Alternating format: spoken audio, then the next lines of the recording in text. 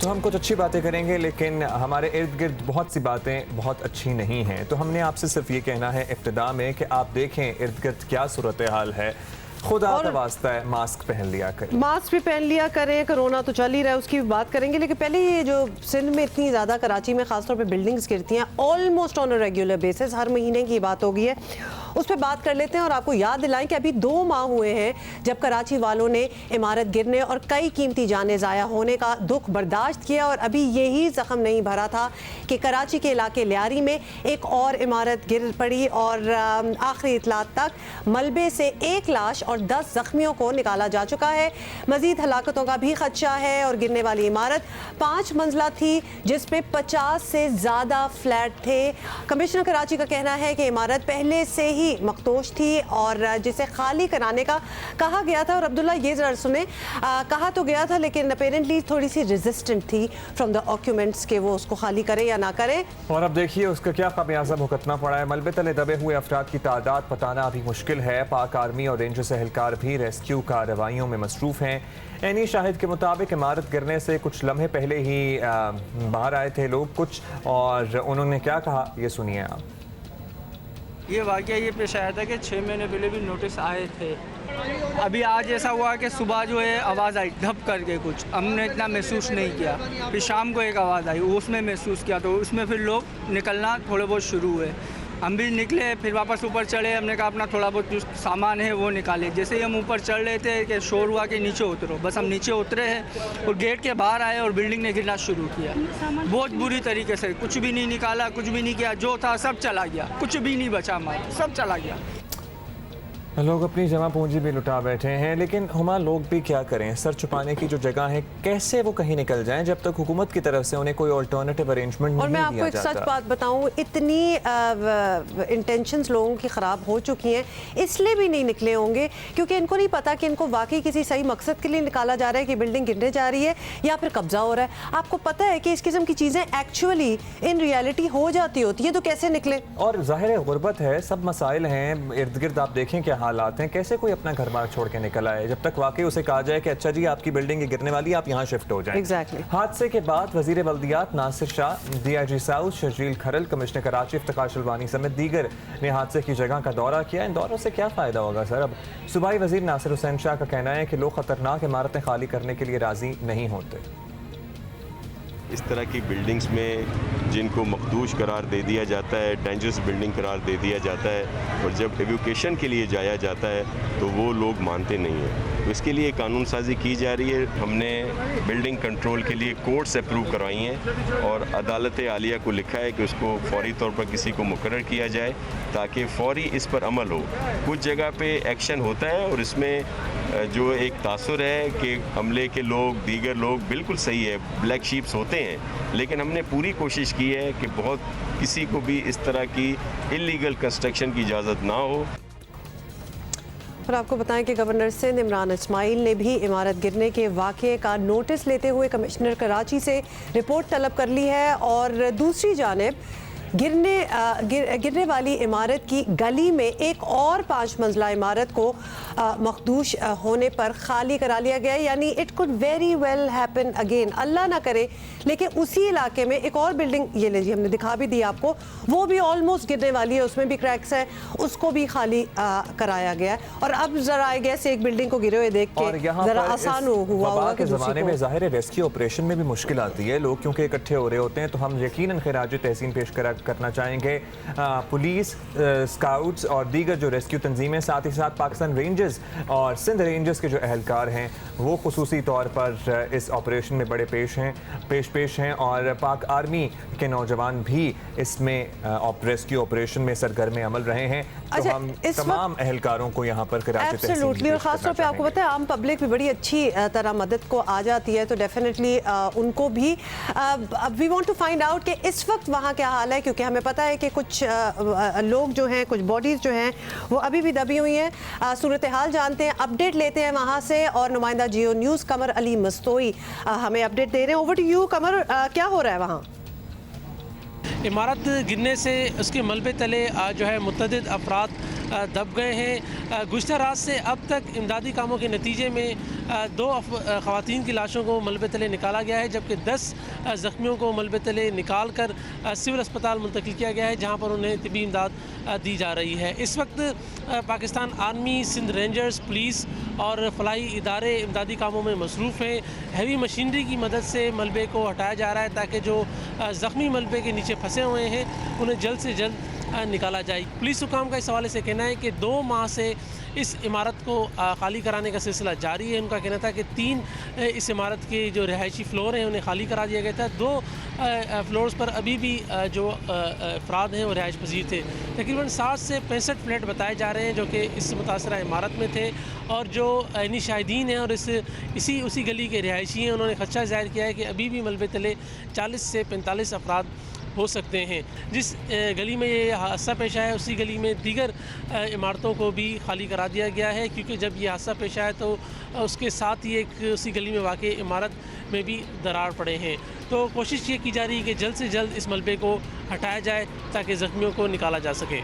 जी, बहुत शुक्रिया कमरुल मसोई हमें बता रहे थे। Abdullah, I was just trying to figure out 5 मंजिला बिल्डिंग, 50 घर, तो एक फ्लोर पे 10-10 घर होंगे, मतलब आप और एक घर में कितने लोग होंगे, आप जरा ये भी फिगर इमेजिन करने की कोशिश करें। 45 लोग अभी भी फंसे हुए हैं, तो देखिए कितने निकले और कितने अभी जब इमरजेंसी सिचुएशन में आपको इवैक्यूएट करना होता है, आप अपने बुजुर्गों को जहन में रख के सोचें कि आप तो जल्दी से भाग के निकल आएंगे। वुड यू बिलीव अब्दुल्ला, मैं एग्जैक्टली यही अभी सोच रही थी कि अगर मुझे अपने दादा को, नाना को, वालदैन को, अम्मी अबू किसी को निकालना हो, मतलब it's a kind of a procedure and half. इस तरह भाग के कोई छलांग मार के निकल जाए, not possible at all. It is not possible at all. जाहिर है आपके बुजुर्ग जिनको चलने में भी, उठने में भी दुश्वारी आती है, उनको सीढ़ियां उतारना ही 10-15 मिनट का एक प्रोसेस हो सकता है, तो उसमें तो जाहिर है इतना तो टाइम ही। और खैर ये तो चलो इमरजेंसी थी, वैसे तो उन लोगों को मतलब थोड़ा सा इधर से उधर ले जाने के लिए भी पूरा एक माइंड बनाना पड़ता है। ये देखें, ये इसी तस्वीर से पता चल गया कि कितना मुश्किल है किसी के लिए, बुजुर्गों के लिए चलना मुश्किल है, लेट अलोन की इतनी इमरजेंसी हो कि आपको वहां से भागना पड़े। ये जो मनाजिर आप देख रहे हैं ये अब से बिल्कुल कुछ देर पहले के मनाजिर हैं। हम यहाँ पे दरखास्त करना चाहेंगे, वहाँ पे एहलकार तो मौजूद हैं, प्लीज साइट सीइंग ना करें। यहाँ पे एक वबा भी चल रही है, हम लोग ये बारहा भूल जाते हैं कि हमारे बहुत अच्छी आपने बात की। एक वबा जो कि अपने पीक को पहुँचती चली जा रही है और कितने लोगों की जान ले चुकी है। वहाँ पे हमारे पास ये लीवरेज, ये गुंजाइश नहीं है कि हम इस तरह झमगट्टों में रश लगा कर खड़े। तो you can see that as well. लेकिन एम्बेसडर साहब ने बड़ा ही अच्छा, बहुत गर्मी है कराची में। आपको पता है कि इस वक्त हम ऑलमोस्ट तड़प रहे हैं, even in the studio it is burning, it's really hot. लेकिन एम्बेसडर साहब को शुक्रिया अदा करना चाहते हैं। बहुत से लोग जो हैं इंस्पायर होते हैं ऐसी चीज़ें देख के, तो जिनके नियर बाय ऑफिस वगैरह हों, you can always cycle bike to your office. By the way I am looking for a bicycle too, so let's see. तो अब से आप ऑफिस आया करेंगे बाइसिकल पे? ऑफिस आना तो शायद मुश्किल हो जाएगा क्योंकि ऑफिस के लिए बहुत तैयारी होती है और दूर भी है ऑफिस। ये सूट शूट भी नहीं टांगने की जगह होती है। क्यों इतने अच्छे लग रहे थे एम्बेसडर सूट पहन के, टाई भी उड़ रही थी उनकी ऐसे से। बहुत गर्मी है उसके लिए लेकिन हाँ, कोई छोटे मोटे काम, घर की ग्रोसरी वगैरह, गोश्त, अंडे, धनिया, सब्जी वगैरह तो लाया जा सकता है। चलो ठीक है, ओके। फिर हम अब्दुल्ला की भी एक वीडियो आपको दिखाएंगे जब ये हो जाएगा। अच्छा जी, पाकिस्तान में गैर मामूली रज़ाकाराना खिदमात अंजाम देने पर दौलत मुश्तरका यानी कॉमनवेल्थ का point of light award risk नामी फलाही तंजीम के शरीक बानी हुज़ैफा अहमद और एग्जीक्यूटिव डायरेक्टर सैयद हसन इरफान को दिया गया है, which is by the way a very big deal. और क्या ये काम कर रहे हैं, इनके बारे में एक्चुअली हम अपने शो में पहले भी जिक्र कर चुके हैं। और हफ्ते के रोज़ इस्लामाबाद में बरतानवी हाई कमीशन की जानिब से तकरीब में इस अवार्ड का ऐलान मलका बरतानिया ने फ़ोन कॉल के जरिए वेरी रज़ाकाराना तौर पर बचा हुआ खाना मुस्तहिक लोगों तक पहुँचाने वाली तंजीम को ये अवार्ड ख़ास तौर पर मुल्क में कोरोना लॉकडाउन के दौरान मुतासर अफराद के घरों तक खाना पहुँचाने पर दिया गया है। 2018 में कॉमनवेल्थ के सरबराह के इजलास में इस अवार्ड का आगाज़ किया गया था। अब हर साल ये अवार्ड कॉमनवेल्थ ममालिक में उन तंजीमों और लोगों को दिया जाता है जो अपनी रज़ाकाराना खिदमत से माशरे के मुस्बत पहलुओं को उजागर करते हैं और इस तब्दीली का बाइस बनते हैं। तो हुज़ैफा अहमद ने हमें ज्वाइन किया है। It is indeed a very big deal, so congratulations Huzaifa, आपको बहुत बहुत मुबारक हो, आपकी फैमिली को भी, आपके तंजीम में जो लोग काम करते हैं उनको भी। आपकी तंजीम के बारे में हम यहाँ दोबारा बात करना चाहेंगे। रिस्क हम पहले तो डिस्कस कर ही चुके हैं, लेकिन एक दफ़ा फिर फॉर रिमाइंडर उन लोगों के लिए, बुनियादी काम क्या है आप लोगों का और कब से ये ज़बरदस्त सिलसिला चल रहा है? ये रिस्क की बुनियाद हमने तकरीबन 5 साल पहले रखी थी जब मैं लम्स में तालिब इल्म था, और इसकी बुनियाद मैंने 2 दोस्तों के साथ रखी थी जिनका नाम मूसा और कासिम है। और इसका जो बेसिक मकसद था यही था कि पाकिस्तान के अंदर बहुत ज़्यादा खाना ज़ाया होता है, 40% ज़्यादा खाना पाकिस्तान के अंदर ज़ाया हो जाता है, जबकि दूसरी तरफ जो भूख है और जो भूखे लोग थे वो बढ़ते जा रहे थे, फूड इनसिक्योरिटी बढ़ती जा रही थी। तो इसको मद्देनज़र रखते हुए हमने एक छोटी सी काविश की कि हम जहाँ से भी खाना ज़ाया होता है उसको पिक करके लोगों तक पहुँचाएँगे। और उस सफ़र का आगाज़ इतनी छोटी बात से और वो आज एक तंजीम बन चुकी है जो कि पाकिस्तान के अंदर ना सिर्फ फूड वेस्टेज बल्कि हंगर इरेडिकेशन के ऊपर काम कर रही है टेक्नोलॉजी की मदद से। और and we call ourselves a people powered movement united to end hunger. अच्छा, दैट इज़ ग्रेट, मतलब इट्स अ ग्रेट आइडिया, और ये इतना सिंपल और इतना इफेक्टिव आइडिया कि आई कीप वंडरिंग कि ये बहुत अरसे से पहले किसी ने क्यों नहीं सोचा था। हुज़ैफ़ा, लेकिन ये ज़रूर बताइएगा कि इस अवार्ड के मिलने से क्या चीज़ें बदलेंगी। ऑब्वियसली बरतानिया की जानिब से ये एजाज़ मिलना एक इन इटसेल्फ बहुत बड़ी बात है, लेकिन कितना अहम देखते हैं आप, can how is it going to help you with your project? जी, कॉमनवेल्थ का अवार्ड मिलना ऑब्वियसली एक बहुत बड़े एजाज़ की बात है, ना सिर्फ मेरी टीम के लिए बल्कि पाकिस्तान के लिए। और हमारे लिए ऑब्वियसली इसलिए भी इम्पॉर्टेंट है क्योंकि हम इस पैगाम को, इस मिशन को एक ग्लोबल एरिना पे लेकर जाना चाहते हैं। हम पूरे पाकिस्तान के अंदर एक मूवमेंट बनकर उभरना चाहते हैं जो कि पूरे पाकिस्तान के अंदर स्केल करे और उसके बाद पूरी दुनिया में कंपैशन का मैसेज, होप का मैसेज और फूड वेस्टेज को ख़त्म करना और हंगर इरेडिकेशन के ऊपर सिस्टम्स इंट्रोड्यूस करना चाहते हैं। तो हमारे लिए ये अवार्ड मिलना एक बहुत मुस्बत चीज़ है और इंशाल्लाह हम इसको बरकरार लाते हुए अपनी सर्विसेज का, अपने पैगाम को दुनिया भर में फैलाएंगे। अच्छा हुज़ैफ़ा, मलिका बरतानी की जानिब से इस हौसला अफजाई के बाद रिस्क का दायरा कार कहाँ तक फैलाना चाहते हैं और इसके लिए हुकूमत या आवाम से क्या मदद दरकार होगी आप लोगों को? जी, अवार्ड मिल गया, बहुत अच्छी बात है हमारे लिए, पाकिस्तान के लिए। लेकिन आप सब लोगों को पता है कि जो भूख का मसला है, जो हंगर का मसला है, फूड वेस्टेज का मसला है, ये हमारी सोसाइटी के बहुत बड़े मसाइल में से एक है। और आजकल जो पेंडेमिक की वजह से पूरी दुनिया के हालात हो चुके हैं, मैं सबसे दरख्वास्त करूंगा अपने मुल्क से ख़ास तौर पे कि पाकिस्तान के अंदर बहुत बड़ी तादाद है उन बच्चों की, उन लोगों की जो इस वक्त बहुत क्रिटिकल स्टेज पर आ चुके हैं इकनॉमिक डाउनटाउन की वजह से। तो रिस्क को सपोर्ट कीजिए, हमें अपने इलाकों का ख्याल रखना है, हमें अपनी कम्युनिटीज़ का ख्याल रखना है और उनको रीबिल्ड करना है दोबारा। ये सोशल फैब्रिक जो इस पेंडेमिक की वजह से ख़राब हुआ है, मैं पूरी यूथ को कॉल आउट करूँगा, पूरे पाकिस्तानियों को इस वक्त कॉल आउट करूँगा कि वो प्लीज़ हमारे मिशन में हमारा साथ दीजिए। अगर रिस्क तक नहीं पहुँच पाते तो प्लीज़ अपने ज़रिए, अपनी फलाही तंजीमों के ज़रिए रज़ाकाराना तौर पर अपनी कम्युनिटी से ख्याल रखें, उन लोगों का ख़ास तौर पर ख्याल रखें जिसको आज जितनी पहले ज़रूरत थी इस किस्म की किसी तंजीम की, अब उसकी ज़रूरत और कई गुना हो गई है क्योंकि हालात ऐसे हैं। हालात भी ऐसे हैं और हमारी आबादी भी देखे ना, मतलब नॉन स्टॉप, बिल्कुल कोई ब्रेक नहीं आता और बहुत ज़्यादा बढ़ी है। CEO रिस्क हमारे साथ मौजूद थे, बहुत शुक्रिया आपका, thank you Huzaifa, congratulations once again. अच्छा जी, ओवर द वीकेंड एक और बड़ा स्कैंडल सामने आया which took over the headlines as well, और सर्टेनली उस मामले की तहकीकात होनी चाहिए और उस मामले को मंतकी अंजाम तक पहुंचना चाहिए। बेशक आपको खैर बता देते हैं कि क्या बात कर रहे हैं हम। अमरीकी ब्लॉगर सिंथिया रिची के पीपल्स पार्टी की क़यादत पर संगीन इल्ज़ामात ने पाकिस्तानी सियासत में सनसनी फैला दी है और इल्ज़ाम की जद में आने वाले इनकार कर रहे हैं, मगर ये काफ़ी नहीं। और सवाल ये है कि क्या पीपल्स पार्टी में ऐसा ख़तरनाक कल्चर रहा है या नहीं, बहुत बड़ा सवाल है, because a lot of people are actually asking that question. Peoples Party के कर्ता धर्ताओं को खुद मामले की तय तक जाना चाहिए, दूध का दूध और पानी का पानी होना चाहिए, यही पार्टी के मफाद में है। साबिक वज़ीर आज़म बेनज़ीर भुट्टो और पीपल्स पार्टी के रहनुमाओं पर इल्ज़ामात लगाने वाली अमरीकी खातून सिंथिया रिची ने पीपल्स पार्टी से माफ़ी मांगने का मुतालबा कर दिया है। मेरा ख्याल है there should be an independent inquiry as well. Absolutely, from within Peoples Party. हाँ, विदिन पीपल्स पार्टी तो चले होनी चाहिए, लेकिन एक इंडिपेंडेंट इंक्वायरी होनी चाहिए ताकि वाकई दूध का दूध, आपने जो अल्फाज इस्तेमाल किए, और पानी का पानी हो जाए। सिंथिया रिची का कहना है कि अगर पीपल्स पार्टी के ऑफिशियल अकाउंट से माफ़ी मांगी गई तो ट्वीट डिलीट करने पर गौर करेंगी। जियो न्यूज़ पर शहजाद इकबाल के साथ खुसूसी गुफ्तगू करते हुए अमरीकी खातून ने बहुत से दावे और इंकशाफात किए, कुछ हिस्सा हम आपको सुनाना चाहते हैं। I'm ready to face and respond to any and all allegations, as well as my own. Now, I have been in and out of Pakistan for the better part of 10 years. And what I say specifically when it comes to the Prime Minister, the former Prime Minister, as well as the Interior Minister, I know as well as you that the agencies, there are logbooks, and the agencies can very easily go back and refer to when individuals go in and out of places like the presidency. And very simply, when I met the former Prime Minister with 4 other Pakistani men in the room, we discussed a number of topics, and when we went to say goodbye, he gave me a hug where his arms grazed against the sides of my and I pulled away and looked at every other person in the room to see what their reaction was, and all the other men looked down as if it never took place. तो बहुत ही precise details के साथ वो ये वाक़या, वो एक किस्सा बयान कर रही हैं। अच्छा, आपको ये भी बता दें कि पीपल्स पार्टी का मौक़िफ़ है कि अमरीकी खातून सिंथिया रिची का अपना किरदार मशकूक है और ऐसे इल्ज़ामात का मकसद सियासी क़यादत को लोगों की नज़रों में गिराना है। हमारा भी कुछ ओपिनियन है इस बारे में, पहले ये सुन लें।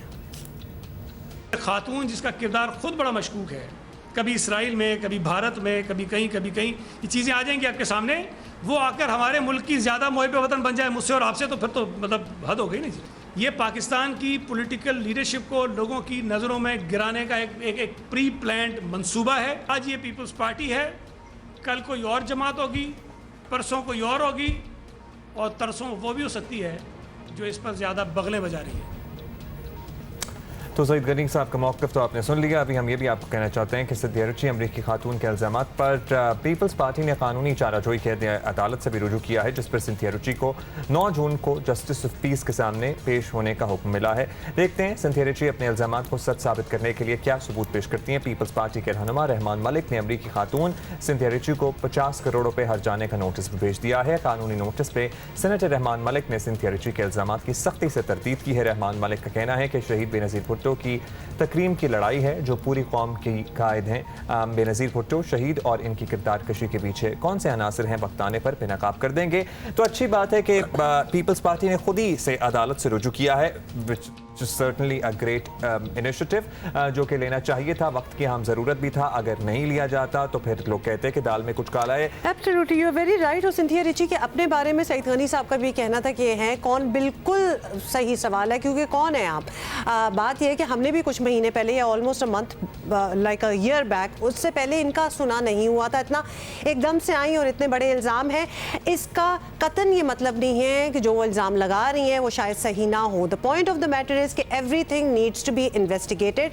जब एक खातून इतने वसूख के साथ जाके कुछ कह रही है, बेशक गलत कह रही हो, आपको यकीन हो गलत कह रही है, लेकिन उसकी इन्वेस्टिगेशन, प्रॉपर थॉरो इन्वेस्टिगेशन होना बहुत ज़रूरी है, जो कि हो भी रही है ना कि किसी ने हिरास किया, किसी ने कोई बात कर दी, किसी ने कोई गंदा मजाक किया, वो और बात होती है। ये इल्ज़ाम इंतहाई संगीन नौयत का है और इस बात से कतई नज़र के उनका बैकग्राउंड क्या है, वो कहाँ थी, उनका ताल्लुक कहाँ से है, वो क्यों यहाँ पर रह रही हैं इतने सालों से, इस बात से बिल्कुल कतई नज़र ये इतना संगीन इल्ज़ाम है और इतनी अहम शख्सियात के खिलाफ है कि मुल्की वक़ार के लिए भी इसकी इंडिपेंडेंट इंक्वायरी और इसकी तहकीक होनी चाहिए। अच्छा, तो ये बात तो दो टोक है। एब्सोल्युटली, और ये हो भी रहा है। हम जरा इंडिपेंडेंट ओपिनियन लेना चाहेंगे। इस तरह somebody who was there at that time, क्योंकि ये बात कोई 10-11 साल पुरानी हो रही है।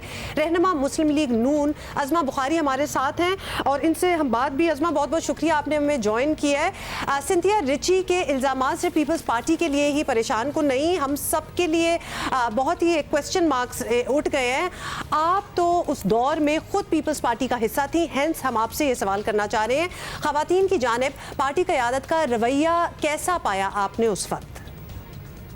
बहुत शुक्रिया। पहले तो मैं समझती हूँ कि इन मोहतरमा का जो भी इल्ज़ामात इन्होंने लगाए हैं, जिस तरह की फाउल लैंग्वेज वो इस्तेमाल कर रही हैं, मुझे उसका हक़ाइक़ से दूर दूर तक कोई जो है वो वास्ता नज़र नहीं आता।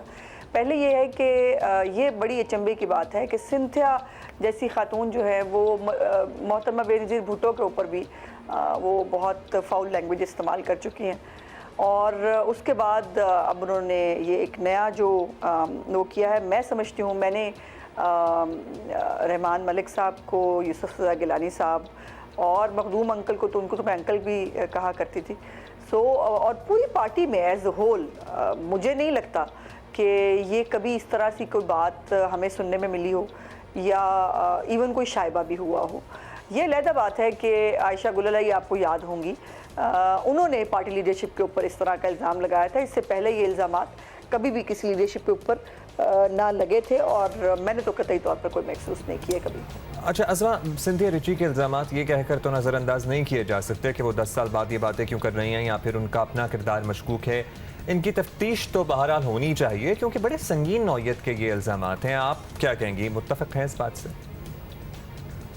मुझे ये एक मुनज़्ज़म मैं समझती हूँ कि एक मूव लगती है।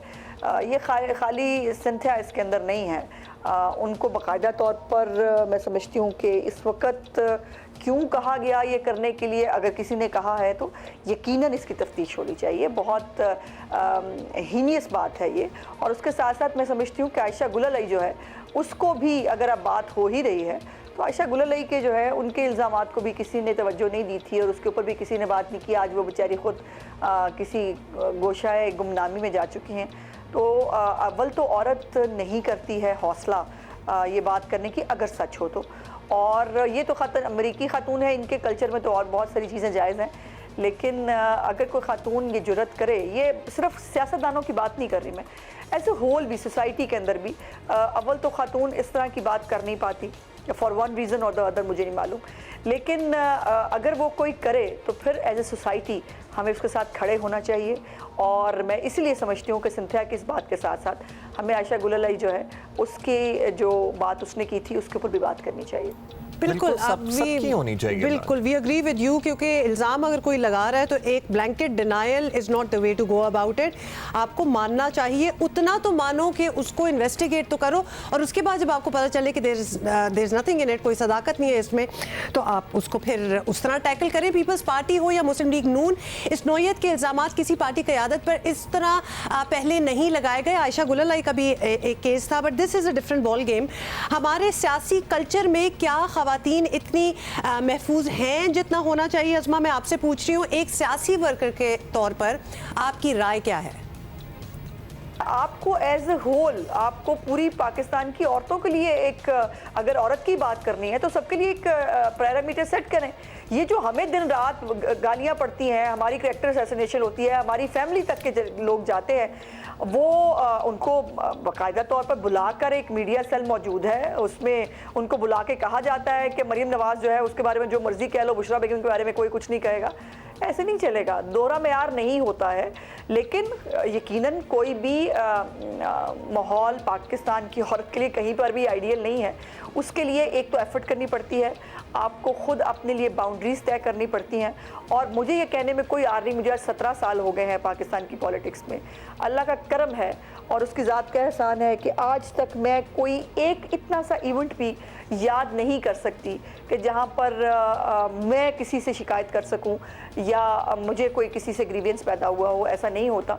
और अपने लिए ख़ुद भी ख़वातीन को कुछ एटमॉस्फेयर्स, कुछ नॉर्म्स बनाने की ज़रूरत होती है, और वो नॉर्म्स जो हैं उसके अंदर रहकर यकीनन, चूँकि आपका लिहाज कोई नहीं करेगा, आपको अपने लिए खुद एफर्ट भी करनी है, कोशिश भी करनी है और लड़ाई भी करनी है। चलें, आपकी इस बात से बहुत एनकरेजमेंट मिली होगी उन ख़वातीन को जो कि पॉलिटिक्स में आना चाह रही हैं या आ रही हैं। आप अपने पैरामीटर्स की बात करनी थी अज़मा, बहुत बहुत शुक्रिया हमसे बात करने का। क्या गो अ स्टेप फॉरवर्ड एंड से कि आप अपनी इंस्टिंक्ट को भी काउंट करें इसमें, क्योंकि आपकी ख़वातीन की एक इंस्टिंक्ट भी बता देती है कि क्या सही है, क्या गलत है, क्या हो सकता है, तो उसको ज़रूर 100% काउंट किया करें। अज़मा को हमने इसलिए लाइन पे लिया था, हमारे साथ मौजूद थी क्योंकि अज़मा अभी तो चूंकि PMLN का हिस्सा है, लेकिन उस वक्त ये पीपल्स पार्टी की बड़ी मुतहर्रिक कारकुन वर्कर थी और बड़ा पेश थी, इसलिए हम सियासी कल्चर जानना चाहते थे पार्टी के अंदर। और दूसरा, ये पार्टी बेनज़ीर भुट्टो की पार्टी है, बिलावल भुट्टो अब इसको चला रहे हैं, जो कि अपने आप को खुद फेमिनिस्ट कहते हैं। तो बिलावल के ऊपर की बहुत बड़ी रिस्पॉन्सिबिलिटी है कि ये सारी जो बातें हो रही हैं सिंथिया रिची के हवाले से, एलिगेशंस हैं,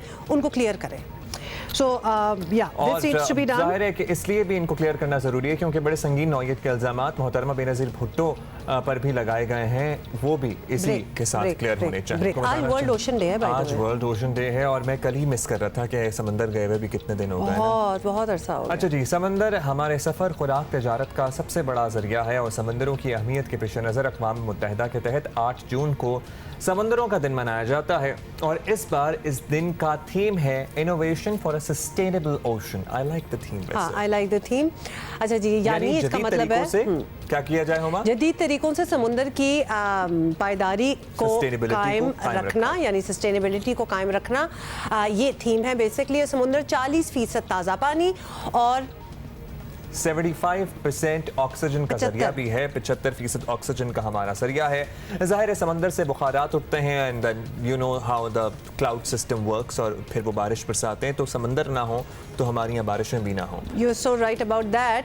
आज भी मुख्तलिफ मुल्कों और बैनुल बर्र आज़मी तजारत के लिए इंटर कॉन्टिनेंट जो हमारी ट्रेड होती है ना, समंदरी रास्ते ही इस्तेमाल होते हैं। और इसी तरह समंदर इंसानी खुराक का भी बड़ा अहम जरिया है, और समंदर को किसी भी की तरक्की की जमानत भी समझा जाता है। हमेशा लैंड लॉक्ड कंट्रीज पर्टिकुलरली, अब तो चले दुनिया एडवांस हो गई, लैंड लॉक्ड कंट्रीज तो बड़े एब्सोल्युटली समुद्रों को साफ रखना भी बड़ा जरूरी है। कल ही मैं एक डॉक्यूमेंट्री देख रही थी, कोरोना के बाद समुद्रों से जो मास्क निकल रहे हैं, मतलब लोगों अब तो इतनी दुनिया में क्या क्या हो गया, अब तो सीख जाओ कि इस किस्म की चीजें ना करें। मतलब tons and tons of gloves and masks. So हमें इस पेंडेमिक में इस बात का भी ख्याल रखना होगा। तो ये तो मुलाकात का शर्फ आज हम हासिल करेंगे। A lot of people are looking forward to that already. लेकिन सबसे पहले हम जरा कोरोना वायरस की ताज़ा सूरत हाल आपके साथ शेयर करना चाहते हैं। फिगर्स भी आपको बताना चाहते हैं। आपको बताएं कि 1 लाख से ज़ायद केसेस, 2000 से ज़्यादा हलाकतें। मानना ही पड़ेगा कि कोरोना पाकिस्तान का सबसे बड़ा मसला बन चुका है। There was never any doubt about it, but the numbers are showing us कि इसके अलावा और कोई बात हो भी नहीं सकती कोरोना से मजीद। अब्दुल्ला आप बताएं नंबर्स। 65 अफराद इंतकाल कर चुके हैं और 2-3 डेथ्स जो हैं लाहौर में हमारे ही जानने वालों में भी रिपोर्ट हुई हैं। अम्बात की मजमूई तादाद 2067 हो गई है। नए केसेस सामने आने के बाद मरीजों की तादाद 1,03,671 तक जा पहुंची है। हमें 1 लाख से ज्यादा कर रहे थे ना, तो 1 लाख से भी बढ़कर 1,03,671 हो गई है ये तादाद। मुअव्विन खुसूसी बराए सेहत डॉक्टर जफर मिर्जा का कहना है कि मरने वाले 74% अफराद की उम्रें 50 साल से जायद हैं, लेकिन बहुत बड़ी तादाद उन लोगों की भी है जो बड़े नौजवान हैं, जिन्होंने अभी ज़िंदगी में बहुत कुछ करना था। खैर डॉक्टर जफर क्या कहते हैं सुन लीजिए। हाँ, इसका इन SOPs का एहतराम नहीं किया जाता या उनकी सही इम्प्लीमेंटेशन नहीं की जाती, तो वहाँ पे अब आपको पता है कि एक्शन भी लिया जा रहा है और आप उसके बारे में अखबारात में, टेलीविज़न के ऊपर देखते रहते हैं। तो अब हम ये कह रहे हैं कि मास्क का इस्तेमाल जो है इसकी भी पहले की निस्बत ज़्यादा सख्ती के साथ मॉनिटरिंग होगी। अच्छा जी, पिछले 24 घंटे के दौरान मुल्क में कोरोना मजीद जो है कोरोना के केसेस आए हैं, जो कि बनते हैं 4,728 केसेस रिपोर्ट हुए हैं। और ये बात तो तय है कि ये वबा तेज़ी से फैल रही है और अब शहरियों को इससे बचना कैसे है ये जानेंगे माहिरीन सेहत से भी। इन्फेक्शन रेट इंतहाई बुलंद है। जितने लोगों के टेस्ट होते हैं ना, उसमें से एक बहुत बड़ी परसेंटेज पॉजिटिव आती है, क्योंकि हम सिर्फ एक्सट्रीमली इल या सस्पेक्टेड लोगों के ही टेस्ट कर रहे हैं। ज़ाहिर टेस्टिंग फैसिलिटी अभी भी उतनी ज़्यादा तो नहीं है जितनी इतने बड़े मुल्क की आबादी के साथ होनी चाहिए। डॉक्टर नसीम अख्तर साहिबा ने हमें ज्वाइन किया है, बहुत शुक्रिया डॉक्टर साहिबा। एक दफ़ा फिर से आपके सवालात हम बता दें, आपको शामिल करेंगे। डॉक्टर साहिबा से आप पूछ सकते हैं बराह रास्त हमें कॉल करके 0213227126। डॉक्टर साहिबा बहुत शुक्रिया आपका, आपने वक्त दिया। डॉक्टर साहिबा, अब तो लग रहा है कि पानी सर से गुजर चुका है, हम फिक्रमंद भी हैं, परेशान भी हैं, एंक्शस भी हैं, डिप्रेशन में भी हैं कि क्या करें? जी बिल्कुल, बहुत ज़्यादा सिचुएशन इस किस्म की हो गई है कि तकरीबन जैसे आपने पहले जिक्र किया कि जितने भी टेस्ट किए जाते हैं उसमें कम से कम 25 से 30% जो टेस्ट किए जाते हैं वो पॉजिटिव आ जाते हैं। और ये नंबर ग्रेजुअली हमने नोटिस किया है कि बढ़ता ही चले जा रहा है। टेस्टिंग कैपेसिटी भी अगरचे बढ़ गई है, लेकिन पॉजिटिव केसेस का जो नंबर है वो बहुत तेज़ी से ऊपर गया है। और उसमें काफ़ी सारे लोग ऐसे हैं जो एसिम्प्टोमेटिक भी हैं, जो कि कैरियर्स हैं प्रॉबेबली, और जो अमवात की तादाद है वो भी वक्त के साथ साथ बढ़ी है। तो यकीनन बिल्कुल बात आपकी बजा है कि परेशानी भी है, डिप्रेशन भी है, एक एंग्जाइटी और फियर की फ़ज़ा भी है। और उसके साथ साथ जैसे जैसे अमवात की तादाद में इजाफा होता जा रहा है तो मेरा ख्याल में डॉक्टर साहब हमें सवाल भी आना शुरू हो गए हैं। तो शहजाद साहब हैं हमें कराची से, उन्होंने सवाल किया और ये हर घर का सवाल है, क्योंकि हर घर में हाइपरटेंशन और ब्लड प्रेशर के मरीज होते हैं, और नौजवान क्या बुजुर्ग क्या सभी को ब्लड प्रेशर शुगर की शिकायत है। तो हमें पूछ रहे हैं शहजाद साहब कराची से कि ब्लड प्रेशर के जो मरीज हैं उन्हें कोरोना वायरस क्या कोई ज़्यादा नुकसान पहुँचा सकता है, उन्हें किस तरह से ज़्यादा मोहतात होना चाहिए? जी, जितने भी पेशेंट्स हैं जिनको डायबिटीज़ है, हाइपरटेंशन है, हार्ट की कोई तकलीफ है या कोई भी ऐसी बीमारी है जिसमें उनके लंग्स मुतासिर हैं, जैसे अस्थमा के मरीज़ होते हैं या COPD के होते हैं, तो यकीनन उनकी बॉडी थोड़ा सा डिफरेंटली रिस्पॉन्ड करती है।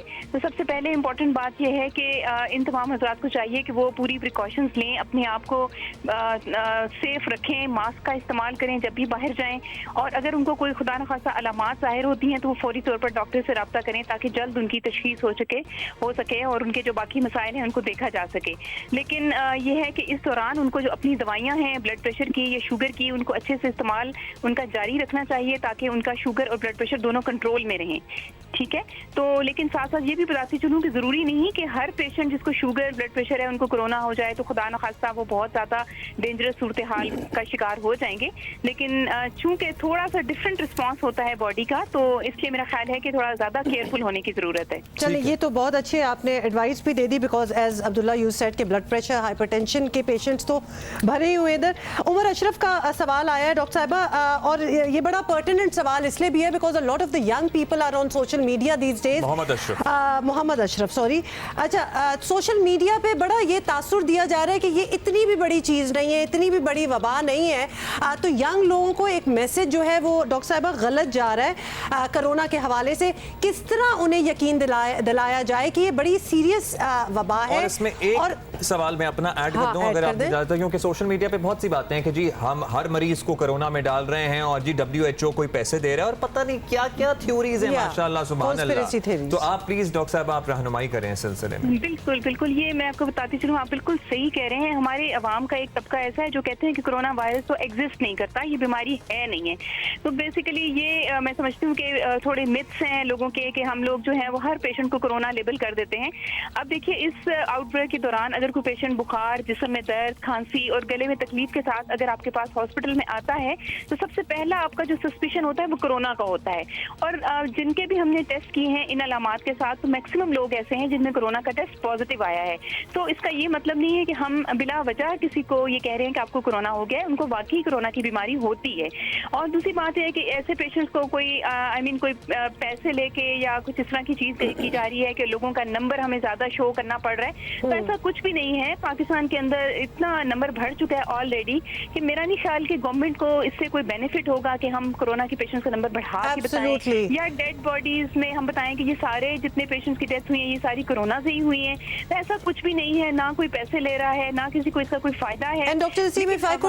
अवाम का फायदा है कि वो इन चीजों को समझें कि ये हकीकत है। बिल्कुल, आप सही कह रही हैं। NFI में ऐड मतलब पहले शायद आपको शक हो सकता था when the numbers were few और आप दुनिया में अभी असेस ही कर रहे थे क्या हो रहा है। अब आप इस चीज को डाउट नहीं कर सकते। The numbers and the number of deaths speak for themselves. अच्छा जी, हरीपुर से हमारे पास फवाद साहब ने सवाल किया है और ये बड़ा इंपॉर्टेंट सवाल है क्योंकि बहुत से लोग ऐसे हैं जो कि रिकवर कर गए हैं, जिनकी बॉडीज में जिस्म में एंटीबॉडीज बन गई हैं कोरोना से लड़ने की, वो फौज तैयार हो गई है। तो डॉक्टर साहब वो पूछ रहे हैं हरीपुर से कि अगर एक दफा कोरोना हो गया, सेहतियाब हो गए, तो क्या दोबारा कोरोना होने के चांसेस हैं?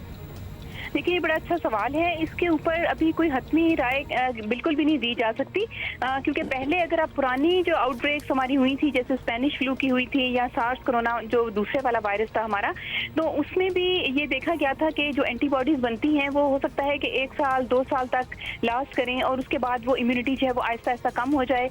तो अभी इस वक्त ये बताना कि ये इम्यूनिटी कितनी अरसे तक रहेगी और कितनी ज़्यादा प्रोटेक्शन हमें प्रोवाइड करेगी बहुत मुश्किल है बताना। ये मेरा ख्याल है वक्त के साथ साथ हमें आहिस्ता आहिस्ता पता चलेगा कि हमारी बॉडीज जनरल लेवल पे पूरी दुनिया में किस तरह से बिहेव करती हैं।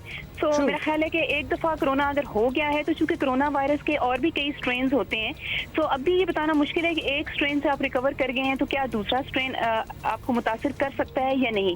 तो फिलहाल तो इसके बारे में कोई हतमी राय नहीं है, यानी कि एहतियात जारी रखें। जो लोग रिकवर कर गए हैं वो भी एहतियात जारी रखें। बिल्कुल 100% जो रिकवर कर गए हैं उनको भी उतनी ही एहतियात की जरूरत है जितने जो लोग जिनको डिजीज अभी नहीं हुई। बहुत ही अच्छा आपने ये इन्फॉर्मेशन दे दी है। डॉक्टर साहिबा, हुसैन फ्रॉम ओकाड़ा, इन्होंने हमसे पूछा है हेपेटाइटिस के पेशेंट्स जो होते हैं, जो हेपेटाइटिस से रिकवर हुए, क्या वो ज़्यादा वल्नरेबल होते हैं टू कोरोना और ख़तरा उनको कितना ज़्यादा होता है, बिकॉज वो ऑलरेडी एक चीज़ से गुजर चुके हैं, तो उनको क्या लाइक्लीहुड है कोरोना के इफेक्ट करने की? सभी को हुआ है, या जिनको अभी हेपेटाइटिस B और C है उनका भी साथ ही बता दीजिएगा। बिल्कुल, देखिए हेपेटाइटिस बी और सी का एक्टिव इन्फेक्शन अगर किसी को हो और साथ में कोरोना का इन्फेक्शन भी हो जाए तो यकीनन 2 वायरल इलनेसेस अगर इकट्ठी हो जाए तो ज़्यादा मसला हो सकता है।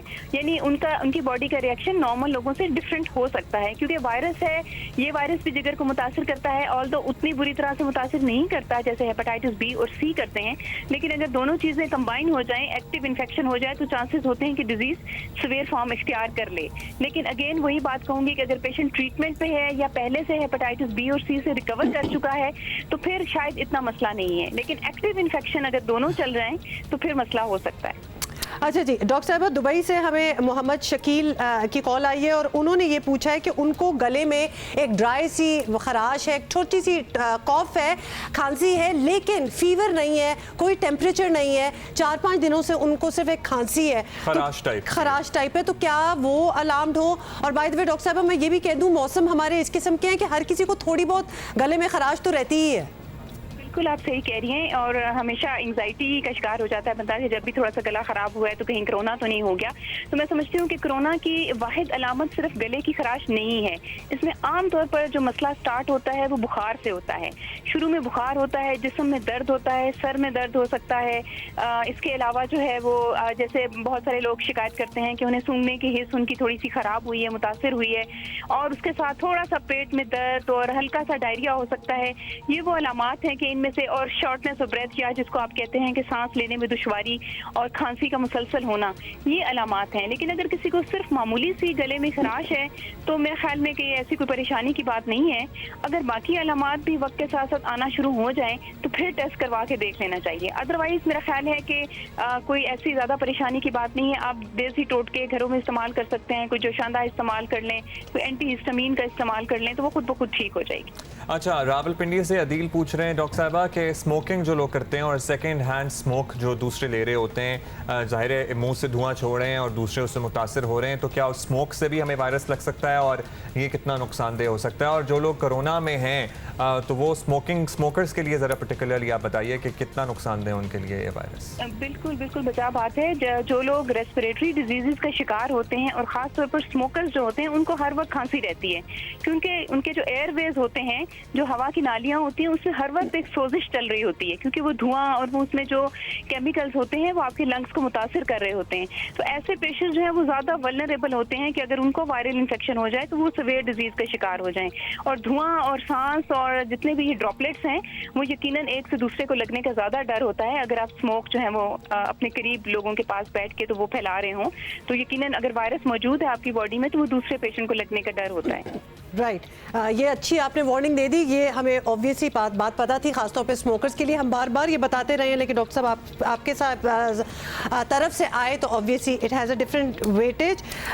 यहाँ हम अपने व्यूअर्स को एक और ख़बर भी देना चाहते हैं, बिकॉज आपको पता है कि कोरोना कौन पॉजिटिव हो रहा है कौन नहीं हो रहा, ये ऑन अ डेली बेसिस हमें खबरें मिल रही होती हैं। इस वक्त ताज़ा तरीन खबर ये है कि फॉर्मर वज़ीर आज़म prime minister Shahid Khaqan Abbasi PMLN के रहनुमा, ये कोरोना पॉजिटिव इनका निकला है और इन्होंने अपना टेस्ट कराया, पॉजिटिव निकला है और ये अपने आप को क्वारंटीन में भी इन्होंने कर दिया। अच्छा जी, एक खातून है, उनका लिवर ट्रांसप्लांट हुआ है डॉक्टर साहबा, और इसके बाद एक और सवाल है जो मुझे व्हाट्सएप पे आया तो वो भी मैं शामिल करूंगा। लेकिन वो खातून का लिवर ट्रांसप्लांट हुआ है तो वो पूछ रही हैं कि मैं कितनी वल्नरेबल हूँ और कितनी एहतियात की ज़रूरत है।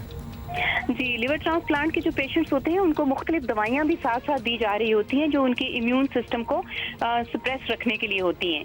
तो इस वजह से मेरा ख्याल है कि जो इस तरह के पेशेंट्स होते हैं उनको ज़्यादा केयरफुल होना चाहिए और उनको बहुत ज़्यादा एहतियात करनी चाहिए, मास्क पहन कर रखना चाहिए, उनको अननेसेसरी घर से बाहर नहीं निकलना चाहिए, दूसरे लोगों से नहीं मिलना चाहिए। बिल्कुल बिल्कुल बिल्कुल, जितने भी ट्रांसप्लांट के पेशेंट होते हैं वो इम्यूनो सप्रेसेंट्स पे होते हैं, यानी उनकी जिस्म की इम्यूनिटी दवाइयों की वजह से भी कम हो रही होती है।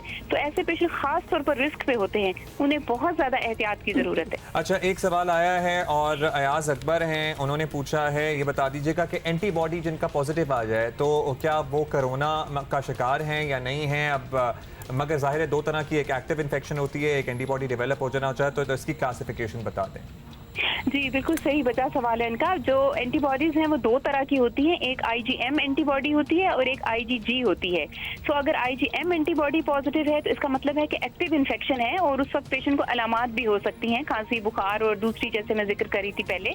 और अगर IgG एंटीबॉडी है तो वो इसका मतलब होता है कि पेशेंट जो है वो आहिस्ता आहिस्ता रिकवरी की तरफ जा रहा है और उसकी बॉडी में अब ये नई एंटीबॉडी बन जाती है जो फिर बाद में काफी अरसे तक बॉडी के अंदर ही रहती है। IgM खत्म हो जाती है और IgG आपकी बॉडी में परसिस्ट करती है। यानी कि IgG का मतलब ये है आसान अल्फाज में कि आप कोरोना से बच चुके हैं, निकल चुके हैं, you have been through it.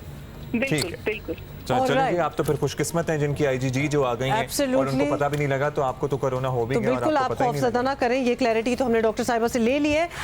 Doctor Naseem Akhtar हमारे साथ थी, बहुत बहुत शुक्रिया डॉक्टर साहिबा, आपने बड़ी क्विकली हमारे जो सवाल थे लोगों के आए हैं उनका जवाब दिया। आई होप कि थोड़ी सी क्लैरिटी जो है वो जरूर आई होगी। पहली दफ़ा हमने इस तरह बराह रास्त, क्योंकि अवामी मफाद का मामला है, इंसानी ज़िंदगी का मामला है, हमने अपना प्लेटफॉर्म आप लोगों के लिए खोला क्योंकि बहुत सी चीज़ें हैं जिनकी क्लैरिटी चाहिए आवाम को भी, हमें भी, और सच बात ये आप हमसे पूछेंगे हम आपको बताएंगे, वो बात नहीं होती। जब डॉक्टर खुद बताते हैं ना कि क्या सही है, क्या गलत है, क्या चीजें बिल्कुल अफवाहें हैं, ना इस पे बिलीव करें, that has more weightage. Overwhelming response आया है, तो आप लोगों के बहुत से सवालात हम नहीं शामिल कर सकें क्योंकि तांता बन गया था कॉल्स का, उसके लिए तहे दिल से माजरत। हम कल दोबारा 10 बजे आपके सवालात शामिल करेंगे। नंबर आप अभी से नोट करके रख लें 02132271 अच्छा जी, ओके। सो ये सारे लेटेस्ट आपको बताना था। खौफ ज़्यादा आपने नहीं होना, अपने आप को बचा के रखें, अपने आप को बिल्कुल आइसोलेशन में रखें, nothing is going to happen. अच्छा जी, कोरोना की वबा अब लोगों पर मुख्तलिफ तरह से असरअंदाज हो रही है, सभी हम ये बात करते रहते हैं। रिसर्च में सामने आया है कि लॉकडाउन के दौरान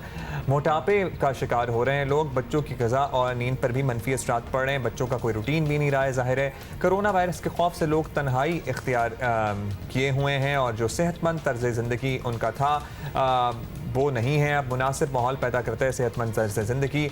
बच्चों की अगर बात की जाए तो मुस्तकिल घर में रहने और जंक फूड के इस्तेमाल से ना सिर्फ इनके मोटापे में इजाफा हो रहा है बल्कि मनफी सेहत पर असरात भी मुरतब हो रहे हैं। और ये तो हर घर की कहानी अब हो गई है, क्योंकि जब फिजिकल एक्टिविटी ज़ीरो हो जाएगी, और फिजिकल एक्टिविटी से क्या मुराद है, हम सब घर में बैठे हैं, पहले हम अगर किसी कहीं से मिलने भी जा रहे हैं या किसी मॉल भी जा रहे हैं या शॉपिंग पे भी जा रहे हैं तो हम चल फिर रहे हैं ना, हमारी वो फिजिकल एक्टिविटी तो जीरो हो गई। कहना है जस्ट से बाय द वे कि अपने बच्चों को बहुत ही उनका ख्याल रखें, उनको बहुत प्यार करें और उनको बहुत शुक्रिया करें, क्योंकि बच्चों के लिए ये लॉकडाउन सिचुएशन जो है कोरोना की सबसे ज़्यादा मुश्किल है टू अंडरस्टैंड। एक तो वो अपनी activity which is the school सबसे बड़ी चीज़ है उनके लिए, एक बहुत अजीब व गरीब चीज़ है कि जहाँ माँ बाप दुनिया इधर की उधर हो जाए और स्कूल तो जाना ही जाना है की रट लगाते थे, अब उन्होंने खुद स्कूल से उठा लिए। बच्चों को इतनी ये चीज़ें समझ नहीं आती, तो लिहाजा जिस तरह मेरी भाभी जो है, मेरी सिस्टर इन लॉ, उन्होंने भी बड़ी एक पोस्ट लगाई थी फेसबुक पे और उससे मुझे एहसास हुआ कि बच्चे में जितना पेशेंस है, जो कि पिछले 2-3 महीनों से घरों में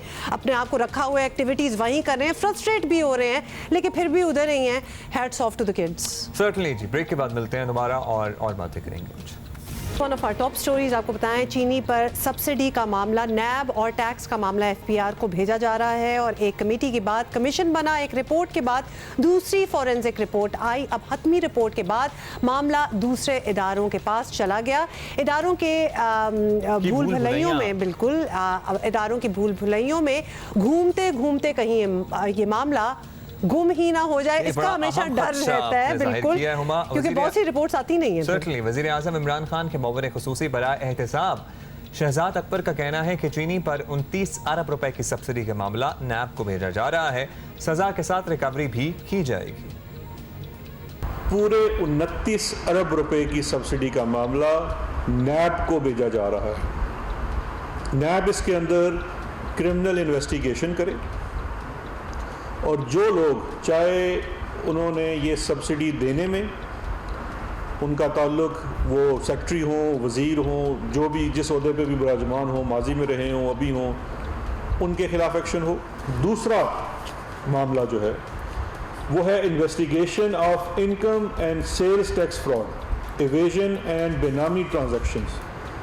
ये मामला FBR को तफवीज़ किया जा रहा है। और आपको बताएं कि दूसरी जानिब मुस्लिम लीग नून की तर्जुमान मरियम औरंगजेब का कहना है जहांगीर तरीन को पिछले दरवाजे से लंदन भगाकर और ख़ुद चीनी कमीशन से भागकर इमरान खान कहते हैं एहतसाब हो रहा है।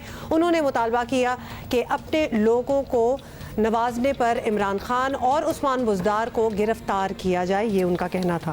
तहरीक इंसाफ के रहनुमा वलीद इकबाल ने हमें ज्वाइन किया, उनसे मजीद बात करते हैं। बहुत शुक्रिया वलीद साहब। चीनी कमीशन की रिपोर्ट के बाद हुकूमत ने फैसला किया है कि तमाम फोरम्स पर इसकी मुकम्मल छानबीन की जाएगी। नैब हो गया, FPR वगैरह को भी हिदायत जारी की गई हैं। तो ये काम कितने अरसे में मुकम्मल होगा और कब हम कसूरवारों को सज़ा होते हुए देख सकेंगे? ये बड़ा अच्छा सवाल है जी, और ये मुश्किल सवाल भी है। मैं उसकी वजह आपको अर्ज कर देता हूँ, क्योंकि मेरा ताल्लुक तो है कानून के शोबे से, मैं पेशे के अतबार से वकील हूँ। ये जो दौरानिया होता है हमारे लीगल सिस्टम में, इसकी जो प्रोसेस है, और फिर आपने ये भी इस बात का भी आपको अंदाज़ा होना चाहिए कि यहाँ जो लोग इन्वॉल्व हैं, ये इतने, जिसको सब ने, हमारी हुकूमत ने भी और सब दुनिया जो है अब माफिया के नाम से जानती है, तो ये बड़े वसाइल रखने वाले लोग हैं। तो ये फिर करोड़ों रुपए के फीस दे के वकील इस तरह के करेंगे जिनको हर छोटा मोटा नुक्स निकालना आता है, हर प्रोसेस में डिले करना आता है, ये वो। तो ये एक प्रोसेस है मुकदमा चलने का, एक प्रोसेस उससे पहले इन्वेस्टिगेशन का, फिर उस इन्वेस्टिगेशन के नतीजे में मुकदमा चलने का, और फिर उस एक पहले मुकदमे में जिसमें कोई मुजरिम बनता है, उसके बाद फिर 1 से 2 अपीलें भी मजीद आगे होती हैं। अक्सर कम से कम 1 होती है और अक्सर 2 होती हैं सुप्रीम कोर्ट ऑफ पाकिस्तान तक। तो ये खासा सब्र आजमा प्रोसेस होता है, और ये मैं इसलिए नहीं कह रहा कि आपको ऐसा कोई लगे कि हुकूमत इसमें पूरी कोई दिलचस्पी नहीं ले रही, या इसके पीछा नहीं करेगी, या इसको परसू नहीं करेगी। हमारा प्रोसेस और सिस्टम निज़ाम जो है बदकिस्मती से है, उसमें बहुत सी ये ऐसे नकाइस जो हैं और ताख़ीर के जो तरीके और हथकंडे हैं, उनको दूर करने की भी ज़रूरत है।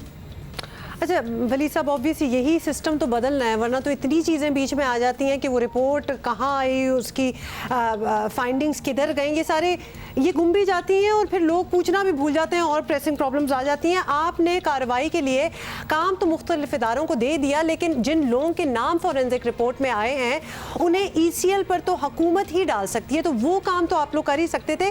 सब्सिडी के सबसे बड़े बेनिफिशरी जहांगीर तरीन के बैरून मुल्क जाने के बाद क्या इस तरफ देखने का इरादा है आप लोगों का? क्योंकि ऑपोजिशन तो ये पूछ रही है कि उनको बैकडोर से निकाल दिया गया, and I am sorry to say जो ऑपोजिशन में होगा उसको लगेगा भी यही। मेरे ख्याल में अभी ये ऐसा स्टेज आया नहीं है, अभी मुकदमे शुरू नहीं हुए, और फिर ECL वाला मामला भी कभी कभार तो ये ऐसा होता है कि बड़ा वाज़ेह और बड़ा क्लियर होता है कि कोई शख्स जो है वो मुकदमे का सामना कर रहा है, और इसमें तवक्को और इम्कान ये है, खदशा ये है कि वो अदालत की पहुंच से बाहर चला जाएगा और मुल्क को छोड़ देगा या मुल्क से रवाना हो जाएगा। तो उन केसों में ECL का भी बाकायदा एक कानून है, एक तरीके से उसको लोगों को उस पर डाला जाता है। उसमें भी कोई कमी बेशी हो जाए तो लोग अदालत से रिलीफ लेके अपना नाम ECL से हटवा देते हैं, उतरवा देते हैं कि जी ये गलत किया गया, या जाती हुई है, या हमारे हकूक को ठीक तरह से जो है वो इसमें उसका ख्याल नहीं रखा गया। तो इसलिए ये मामला मेरे नज़दीक अभी तक फ़िलहाल जो है वो थोड़ा सा काबिल वक्त है। अगले थोड़े से आगे मज़ीद प्रोग्रेस होने के और मुकदमों के शुरू होने के बाद वाला स्टेज जो है, मेरे ख्याल में ये वाला काम जो है ये उस वक्त। अच्छा वलीद साहब, तहरीक इंसाफ का ये मौक़िफ़ रहा है कि अगर करप्शन या किसी और गैर नौयत का इल्ज़ाम लगता है हुकूमत मौजूद किसी भी शख्स पर, तो वो इस्तीफ़ा दे, फिर तहकीक़ात का सामना करे, क्योंकि आप लोग जब अपोजिशन में थे तो यही मुतालबात बरसरे इक़्तिदार लोगों से करते थे। खुसरो बख्तियार हों या वज़ीर आला बुज़दार, ऐसी कोई पॉलिसी इनके लिए नहीं है अब? देखें जी, ये दोनों नाम जो आपने लिए हैं, मैंने भी वो शुगर की रिपोर्ट जो कितने सैकड़ों 200 या 300 कितने सफ़े की है वो पढ़ी है।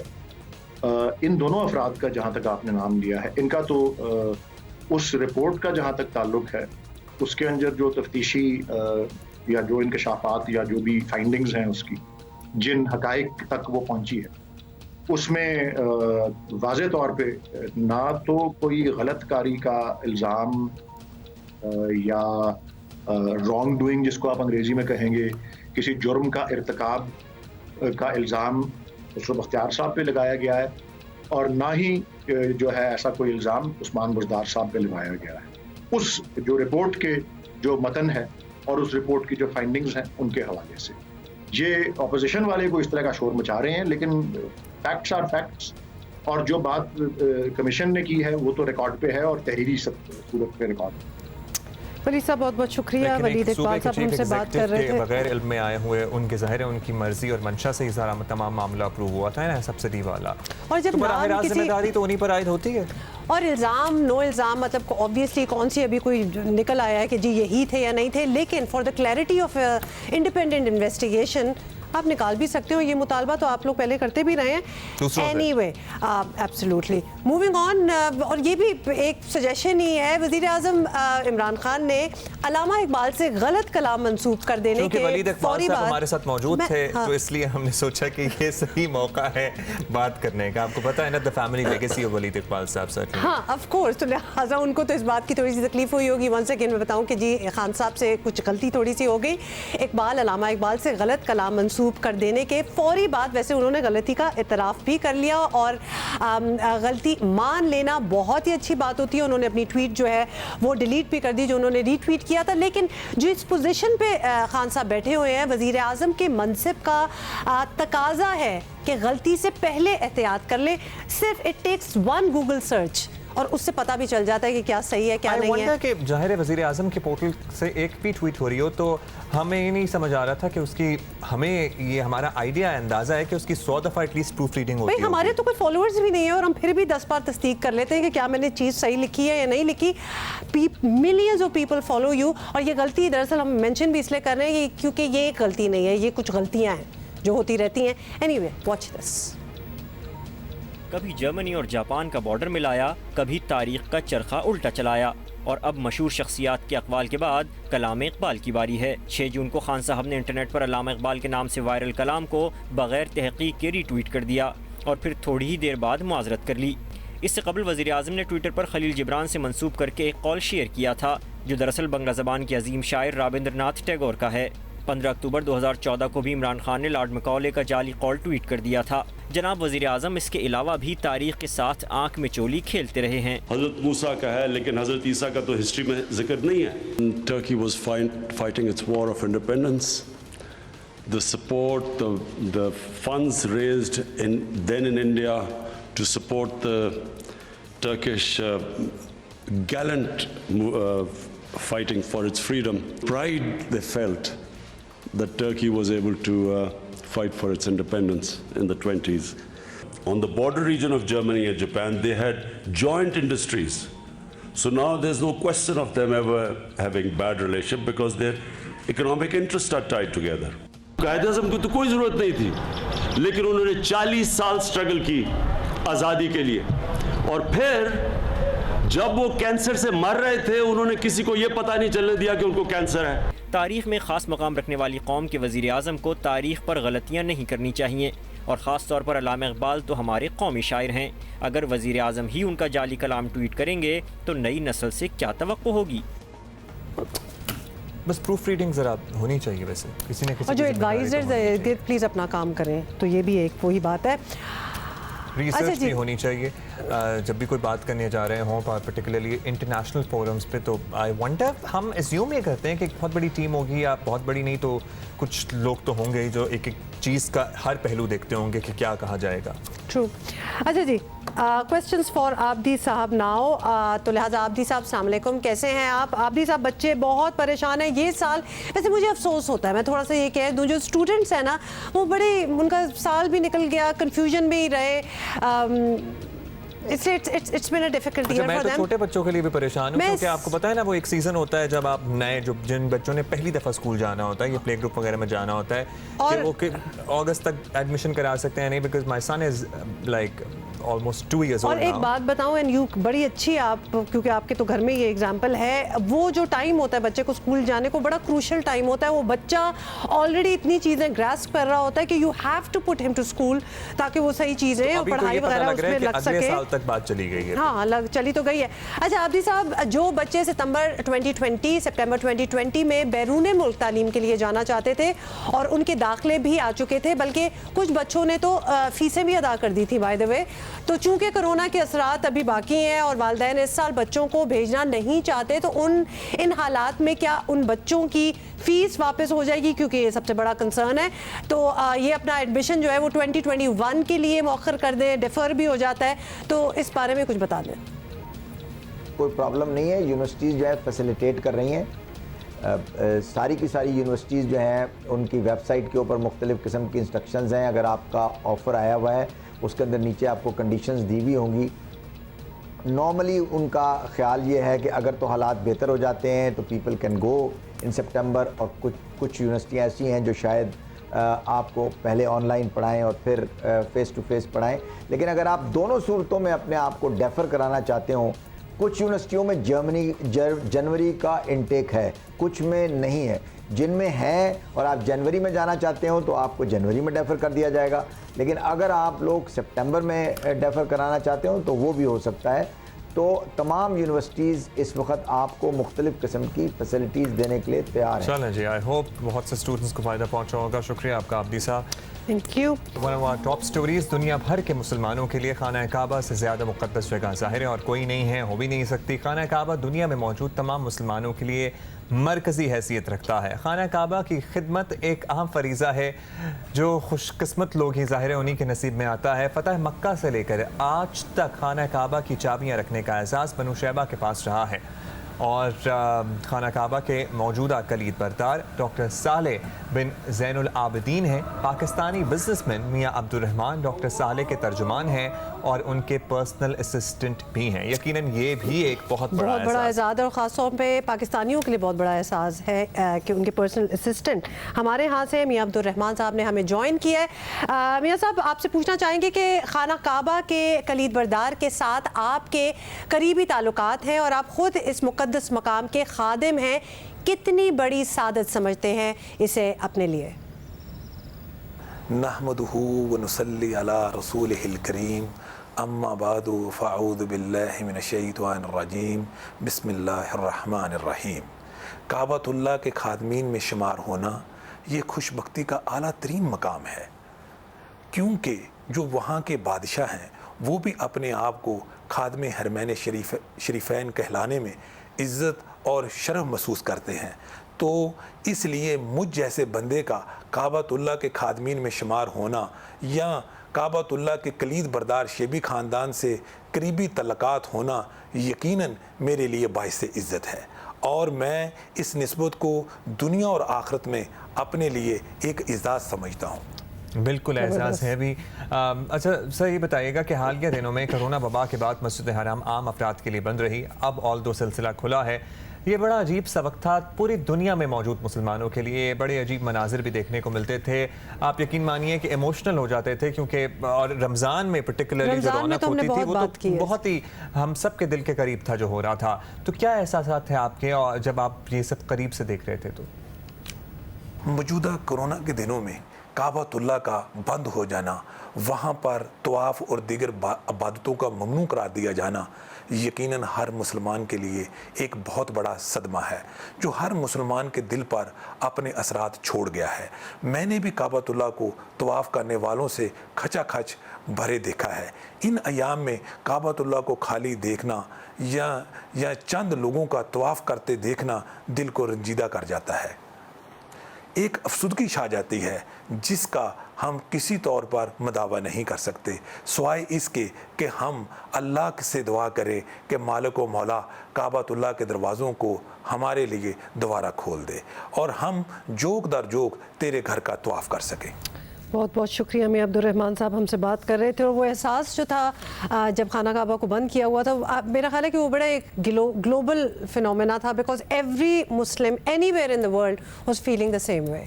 और पाकिस्तान से ना बड़ा करीबी ताल्लुक़ होना भी हम सब के लिए एजाज़ की बात है। इसी तरह रोज़े रसूल के जो कलीद बरदार हैं शेख नूरी, वो पाकिस्तान आए भी हैं और मुतअद्दिद मरतबा आए हैं। एक दफ़ा मुझे भी उनसे मुलाकात का शर्फ हासिल हुआ था, तो वो भी ज़बरदस्त एक पर्सनैलिटी हैं। लेकिन एक बात जो हम वैसे अभी बात भी कर रहे थे, मेंशन करते जाएं कि जब कोविड की वजह से खाना काबा को भी बंद कर दिया गया था फॉर वेरी टेम्प्रेरी टाइम, तो पाकिस्तान में एक बड़ी डिबेट चली थी जहाँ मस्जिदों को उस तरह बंद नहीं किया गया और उस पर एक हो रही थी। जब सब कुछ ही वहाँ कहाँ से फॉलो होता है और इतना हम रिवेयर्ड, कितना हम सर आंखों पे बिठाते हैं, बिल्कुल मुकद्दस फैसले भी उनके वहाँ के मुकद्दस, तो फिर हमें भी शायद फॉलो कर ही लेना चाहिए था वो। खैर एनीवे जी, अभी एक अच्छी आपको एक तस्वीर भी दिखानी है और हैरान ही हो जाता है कि खुदा जिसको चाहे उसको रखे और जो फैसले खुदा करता है जिसके लिए भी वो सबसे बड़े फैसले होते हैं। दिस पर्सन जिसको आप शायद प्रॉपर्ली देख भी नहीं सकते, how old is he Abdullah? He's 71 years old and he is celebrating his birthday in Hayatabad medical college का जो अस्पताल है, टीचिंग अस्पताल, वहाँ पे डॉक्टर्स के साथ, because it's his birthday and he is a Covid patient. Covid patient है और 71 ईयर ओल्ड है।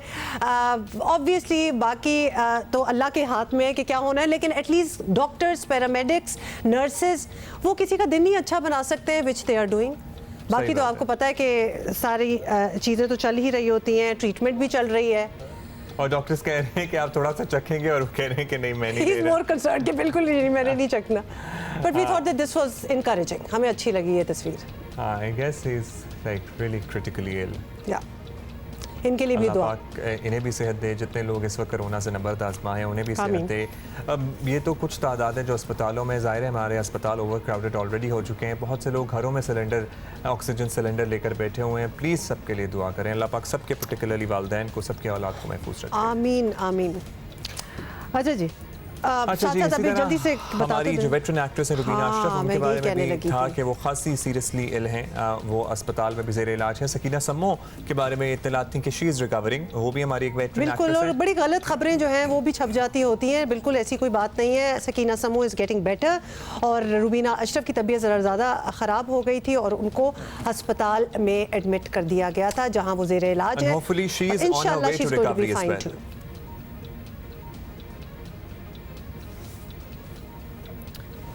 अच्छा जी, मारूफ ड्रामा निगार और मुसन्निफ अनवर मकसूद ने गुज़श्ता दिनों वाज़ेह किया कि सोशल मीडिया पर उनका कोई अकाउंट नहीं है। ये बड़ा अच्छा किया उन्होंने वाज़ेह कर दिया, क्योंकि उनके नाम से क्या ट्वीट्स आ रही होती हैं, इनके नाम से बने तमाम अकाउंट्स जाली हैं। अनवर मकसूद के नाम से की जाने वाली पोस्ट्स आए दिन सोशल मीडिया पर अच्छा वायरल होती हैं। वैसे जो भी लिखता है अच्छी लिखता है, क्योंकि वायरल होने वाला कंटेंट होता है वो। कभी बड़ी विटी भी होता है वो, एक्चुअली आपको फिर कभी कभार लगना स्टार्ट हो जाता है कि अनवर मकसूद सियासतदानों समेत दीगर हम शख्सियात पर भी तनकीद की जाती है और बड़े एक मुनफरिद अंदाज में की जाती है। ट्विटर और फेसबुक पर ऐसे कई अकाउंट्स हैं जिन पर ना सिर्फ अनवर मकसूद साहब की तस्वीर शेयर की जाती है, बल्कि उनके नाम से भी अकाउंट्स चलाए जाते हैं। और अनवर मकसूद साहब एक एग्जाम्पल है, और भी बड़े नामवर शख्सियात हैं जिनके नाम से जाली अकाउंट्स होते हैं। तो कहना बस यही है कि आप ज़रूर एंजॉय करें, आप ज़रूर फॉरवर्ड करें अगर आपका दिल चाह रहा है, लेकिन ये अनवर मकसूद है नहीं, लिहाजा ये उनका कॉल नहीं होगा। 10 बजे हम आपके दोबारा से सवालात लेंगे, हमारे साथ इन्फेक्शियस डिजीज़ के माहिर डॉक्टर साहिबान होंगे, उनमें से एक, और आप अपने सवालात जो आप किसी को नहीं कर सकते या नहीं कर पा रहे हैं, या आपको लग रहा है कि सवाल मैं करूंगा तो पता नहीं अगला क्या समझेगा, ये भी लगता है नहीं कोई सवाल है और जी बिल्कुल नॉनसेंस सवाल लग रहा होता है, पूछ लें, जो सवाल पूछना है पूछ लें। We see you tomorrow. इंशाल्लाह। Have a great day, have a great week.